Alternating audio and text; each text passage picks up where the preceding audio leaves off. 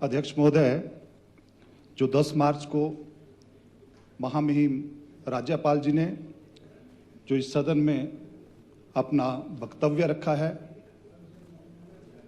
उसकी चर्चा में मैं अपने आप को सम्मिलित करता हूं। सम्माननीय राज्यपाल जी के अभिभाषण में जो प्रदेश सरकार ने अपनी कैबिनेट से अप्रूव किया है, उसमें सबसे पहले 6 गारंटियों का जिक्र किया गया है और कहा गया है कि ये 6 गारंटियां वर्तमान सरकार ने पूरी कर ली हैं। सम्माननीय अध्यक्ष महोदय, जिसकी शुरुआत में ही, जिसके पहले चैप्टर के पहले पन्ने पे ही झूठ से शुरुआत होगी, कहीं लिखा चरणबद्ध तरीके से, ना इनके मैनिफेस्टो में था, कहा कि प्रदेश के सभी कर्मचारियों को ओपीएस दे दिया, जो रिटायर होंगे उन्हीं को मिलेगा, जो रिटायर अभी नहीं हुए उनको मिलेगा, और 2030 तक इसका इंपैक्ट आएगा। 1,36,000 एम्प्लॉइज की बात करते हैं, अभी 6,500 एम्प्लॉय हमारे रिटायर हुए हैं, और जिनको ओपीएस दिया है उनसे भी 10, 12, 15 लाख रुपए पहले प्रदेश सरकार ने अपने अकाउंट में जमा कराया है। तब जाके उनको ओपीएस की बात की। यह सरकार एम्प्लॉय हितैषी है, ये अपने आप को प्रज्यूम करते हैं कि ये एम्प्लॉय हितैषी हैं।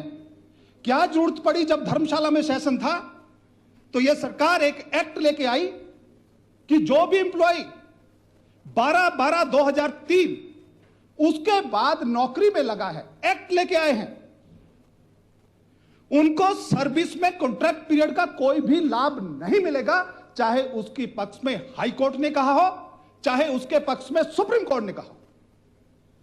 आपने पूरे प्रदेश के लगभग 1 लाख एम्प्लॉइयों को दोबारा कोर्ट का रास्ता दिखाया। पिछले कल यह मैटर हाई कोर्ट में लगा था, हाई कोर्ट ने उस पर स्टे किया। यह सरकार एम्प्लॉय हितैषी होने का जो नाटक करती है, इनकी करनी और कथनी में पहली बार हुआ होगा कि रेट्रोस्पेक्टिव जो एम्प्लॉय काम कर रहे थे उनके सारे अधिकार इस सरकार ने छीने। क्या स्टे क्या किया सर? उसमें क्या है कि सरकार दोबारा क्या है कि लिटिगेशन में लोग चले गए। Act is not know, act is not yet stay, act is not yet challenged. Proceed.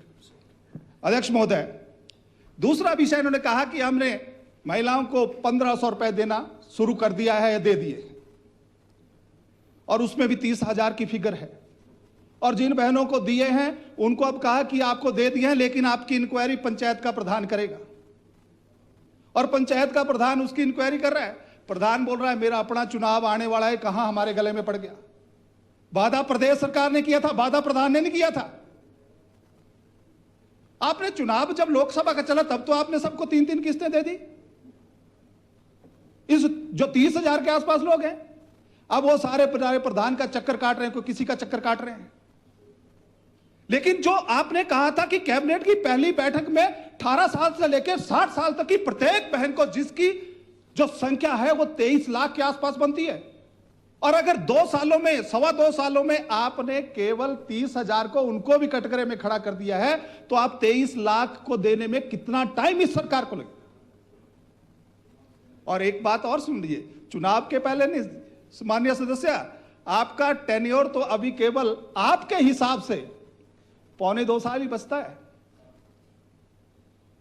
क्योंकि आपने ये कहा था कि जो किसी भी सरकार के लास्ट साल का जो निर्णय होंगे उनको हम नहीं मानेंगे। यही कारण था कि इस सरकार ने आते ही हमारे लगभग जो लास्ट ईयर इंस्टीट्यूशन खुले थे उनको डीनोटिफाई किया, और डीनोटिफाई करने का ट्रेंड इतना चल पड़ा कि लास्ट ईयर का ही नहीं, ये करते करते 2,000 इंस्टीट्यूशन बंद कर दिए। ये एम्प्लॉय हितैषी हैं। ना रहेगा बांस, ना बजेगी बांसुरी। 5 लाख सरकारी नौकरियों देने का वादा किया था, आज तक उसका जवाब नहीं आ रहा कि 2.25 साल हो गए। 2.25 साल में आपने कितनी नौकरियां दी? सूचना एकत्रित की जा रही है। जब दी नहीं तो सूचना कहां से देंगे? कहां गई 2 लाख नौकरियां? इसलिए मैंने कहा कि यह सरकार झूठ के ऊपर मैं सुन रहा था, अभी मेरे से पहले सम्मानीय पठानिया जी बोल रहे थे और बोलते बोलते क्या कहा कि राज्यसभा का चुनाव हुआ, सिक्का उछाला और सिक्के के ऊपर डिसीजन हो गया। मैं उस चुनाव का काउंटिंग एजेंट था और सम्मानीय जो हमारे विधानसभा के सेक्रेटरी हैं ये उसके एरो थे। प्रॉपर प्रोसीजर से हुआ। सम्मानीय मंत्री जगत सिंह नेगी जी ये मेरे साथ बैठे थे, हम दोनों काउंटिंग एजेंट थे। तो इसका मतलब तो प्रश्न चिन्ह तो हमारी संस्था के ऊपर भी उठा।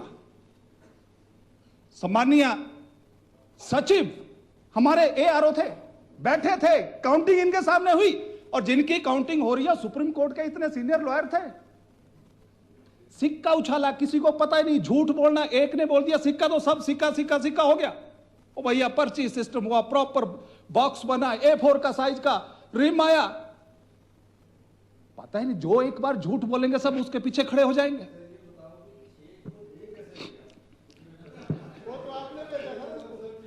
सम्मानीय मुख्यमंत्री जी आप अपना घर संभालिए।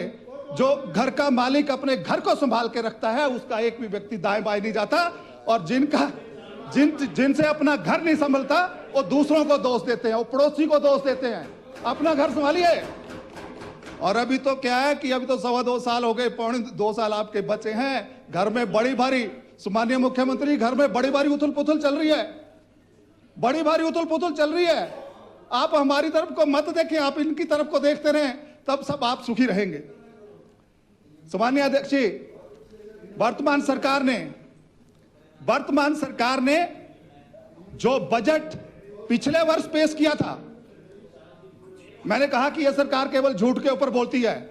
मैं सम्मानीय मुख्यमंत्री, जब आपने बात छेड़ दी है तो मैं आपको बताना चाहूंगा कि आपने पिछली बार बजट में कहा था कि विधायक की जो डिस्क्रिशनरी ग्रांट है वो 13 लाख से 14 लाख कर दी।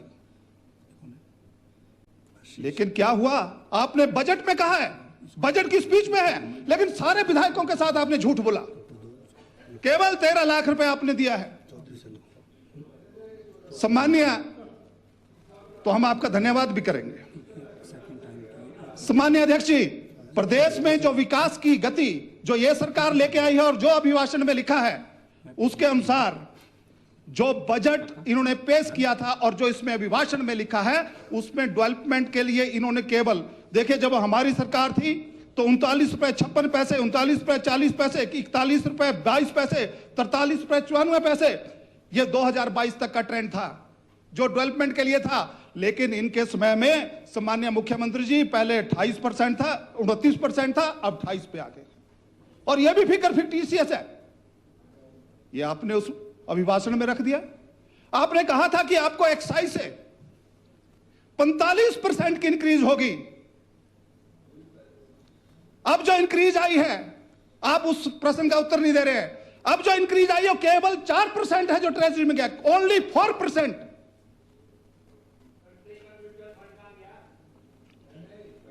सम्मानीय अध्यक्ष जी, ये केवल कागजों में जीते हैं, कागजों के आंकड़ों में जीते हैं। प्रदेश की आर्थिक स्थिति क्या है उसके ऊपर इस सदन को बहुत गहराई में सोचना पड़ेगा। याद कीजिए कि अगर हमारा प्रदेश का लोन 1992 में 0 था और 1992 से चलते चलते जब हमारी सरकार थी तो केवल 70,000 करोड़ था। इस सरकार ने केवल, देखिए 70,000 करोड़ लेने में 30 वर्ष लगे, 70,000 करोड़ के लिए 30 वर्ष लगे और 30,000 करोड़ लेने के लिए 2 वर्ष इस सरकार ने लगाए, केवल 2 वर्षों में। यह मेरे प्रश्न के जवाब में आपने लिखा है। आपने तो इंप्लॉइयों के जीपीएफ के ऊपर भी आपने लोन ले लिया 16,040 करोड़ का।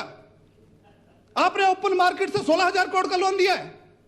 कल मेरे साथी भाई संजय अवस्थी जी बड़ा कुछ कह रहे थे। अब आप मानिए कि जब प्रदेश की हालत यह है कि 2 साल हमें चलने के लिए 30,000 करोड़ का लोन, वो भी 2 वर्षों में। अब जब हमें सारे लोन बंद हो गए तो सेंटर की फंड्स, जो सेंटर की स्कीम्स का पैसा है उसको आपने डाइवर्ट कर दिया। मेरे भाई अवस्थी जी कह रहे थे कि वो तो प्रदेश का पैसा था। सम्मानीय अवस्थी जी, ये मैं कागज लेके आया हूं, कागज लेके आया हूं। रेलवे डिपार्टमेंट ने चिट्ठी लिखी है कि आपने हमारा 1681 करोड़ जमा नहीं कराया है। और मैं नहीं कह रहा हूं मैं ये नहीं कह रहा हूं, मैं इसलिए सम्मानीय मुख्यमंत्री जी यहां बैठे हैं। सम्मानीय मुख्यमंत्री जी ने मुझे पिछली बार प्लानिंग की मीटिंग में कहा था कि हमारे पास पैसे नहीं है, बात समझ आती है। No interruption. लेकिन जो 975 करोड़ रुपए रेलवे ने जमा कराया लैंड एक्विजिशन के लिए बिलासपुर एसडीएम के पास, आपने उस लैंड एक्विजिशन के पैसे को ट्रेजरी में 14 तारीख को यहां से चिट्ठी जाती है, 14 तारीख को ही वो पैसा ट्रांसफर होता है, सारे बैंकों से ट्रेजरी में ट्रांसफर होता है। और अब क्या स्थिति है सम्मानीय अध्यक्ष जी, मेरे बिलासपुर में रेलवे का प्रोजेक्ट चल रहा है। रेलवे के प्रोजेक्ट में जो पैसा, उसमें से 975 करोड़ में से लगभग 480 करोड़ रुपए डिस्पर्स हो गया था। जो लिटिगेशन में जमीन है उसका पैसा जमा था, जो जहां नेगोशिएशन कंप्लीट नहीं हुई वो पैसा जमा था। लेकिन अब एक केस में हमारी नेगोशिएशन कंप्लीट हो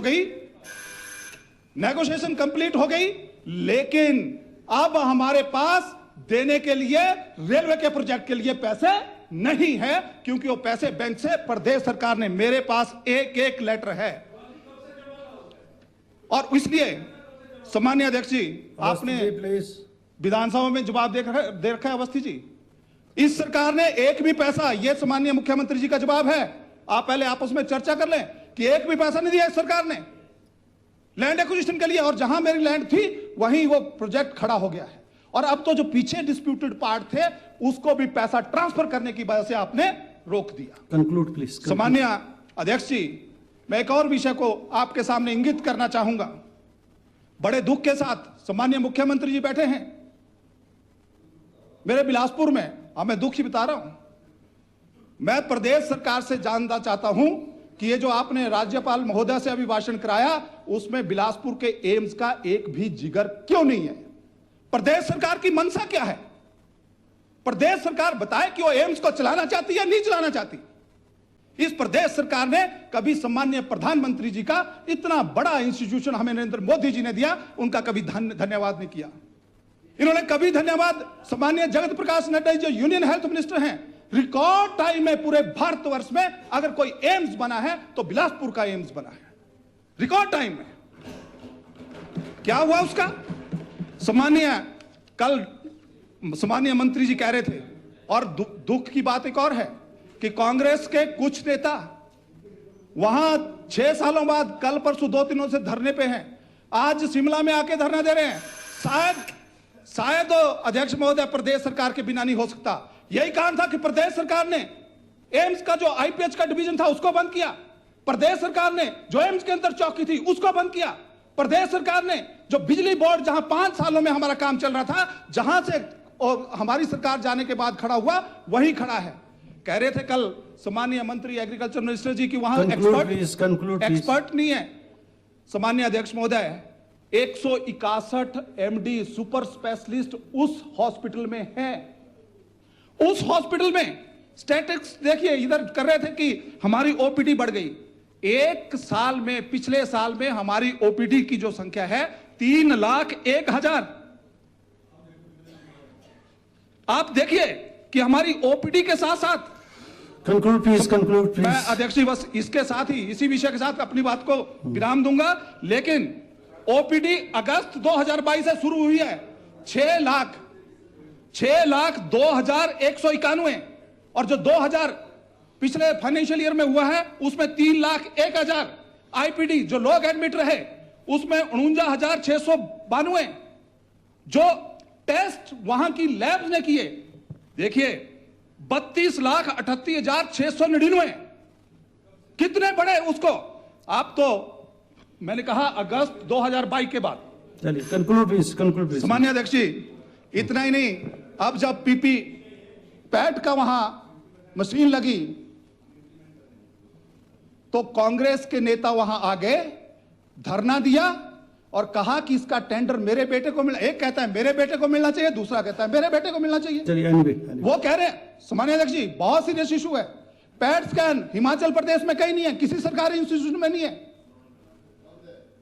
आपके अगर कहीं पीजीआई चंडीगढ़ में है, अगर आपके जो वायरल जैसे कोरोना फैला था, अगर उसकी टेस्ट लैब अगर कहीं बन रही है तो बिलासपुर में बन रही है, एम्स में बन रही है, हिमाचल प्रदेश में वो 11वीं ऐसी लैब है। और कांग्रेस के नेता उसका विरोध कर रहे हैं। चलिए चलिए कंक्लूड। इसलिए अध्यक्ष महोदय, ये बहुत शर्मनाक है।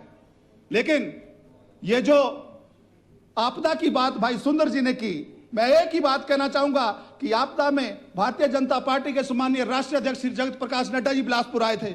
यूनियन स्पोर्ट्स मिनिस्टर भाई अनुराग ठाकुर जी पूरे प्रदेश का दौरा किया, प्रदेश के सारे नेताओं ने दौरा किया। लेकिन कांग्रेस पार्टी बताए कि इनका नेता राहुल गांधी, इनका नेता सोनिया गांधी, इनकी नेता प्रियंका गांधी, एक को भी हिमाचल की याद नहीं आई। उनने तो घर बना रखा है हिमाचल में। Conclude please, conclude. इसलिए मैं अब- सम्मानीय अध्यक्ष महोदय, ये जो सम्मानीय गवर्नर महोदय ने अभिभाषण का प्रस्ताव रखा है, मैं उसका समर्थन करने में असमर्थ हूं। Thank you.